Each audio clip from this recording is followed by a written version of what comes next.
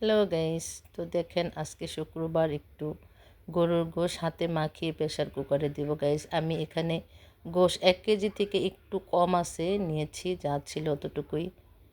তো আমার ছোট ছেলে তো নাসর বান্দা, সে তো মনে করেন যে একদম শুক্রবার আসলে তার রোস্ট পোলাও খেতেই হবে।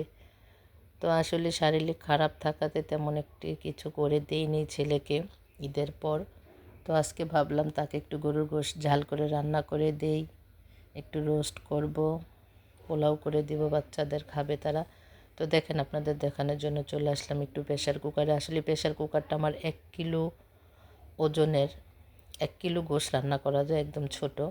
তো প্রেশার কুকারটায় ভাবলাম একটু ঝটপট করে দিই।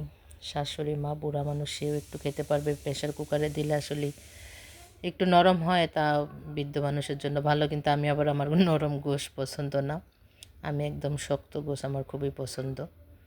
তো যাই হোক, হাতে মাখিয়ে আমি সব মশলা দিয়ে, যেটা ঘরোয়া মশলা সব কিছু দিয়ে আমি বসাচ্ছি। আমি কোনো ব্যতিক্রম কোনো মশলা নিইনি, যতটুকু প্রয়োজন অতটুকুই নিয়েছি। তো দেখেন সব কিছু দিয়ে একদম মাখিয়ে, হাতে মাখিয়ে সুন্দরভাবে বসিয়ে দিব। আসলে হাতে মাখিয়ে গোশ খাওয়ার মজাই আলাদা।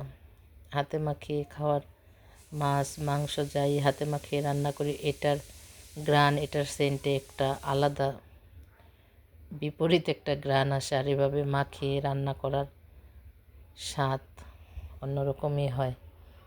তো দেখেন আমি হাতে মাখিয়ে বসাচ্ছি। আমার প্রেশার কুকারটা কিন্তু গাইছে একদমই ছোট, আমি আগেই বলেছি। তো দেখেন আমি সুন্দরভাবে এটার ভিতরে দিয়ে সব কিছু মাখিয়ে বসিয়ে দিচ্ছি। আমি বেশিরভাগই গরুর গোশ হাতে মাখিয়ে বসাই, আমার কাছে ভালোই লাগে হাতে মাখিয়ে বসাতে। আপনারা এভাবে মাখিয়ে খেয়ে দেখবেন। কে কে হাতে মাখিয়ে গরুর গোশ পছন্দ করেন অবশ্যই অবশ্যই জানাবেন, অবশ্যই কমেন্ট করতে বলবেন না। তো আজকের মতো আল্লাহ হাফেজ, সবাই ভালো থাকবেন, সুস্থ থাকবেন। Thank you so much for watching my video. আল্লাহ হাফেজ।